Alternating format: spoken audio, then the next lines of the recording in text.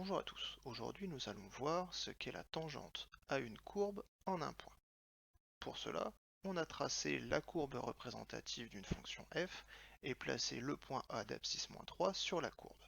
Eh bien, pour comprendre ce qu'est la tangente à la courbe représentative de f au point A, nous allons avoir besoin d'un point B sur la courbe et de tracer la droite AB.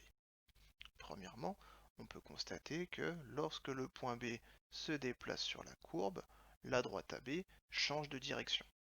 Alors qu'est-ce que la tangente à la courbe représentative de f au point A?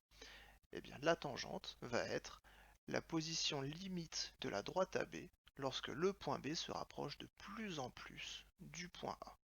C'est-à-dire que la tangente finalement va être la position limite de la droite AB lorsque la distance AB tend vers 0. Si on regarde bien, je trace en rouge la tangente à la courbe représentative de f au point A, et bien le point B, plus il se rapproche du point A, plus notre droite AB finalement se rapproche de notre tangente tracée en rouge. Finalement, que peut-on dire localement entre la courbe et la tangente? Alors on va zoomer un petit peu sur notre point. Que voit-on?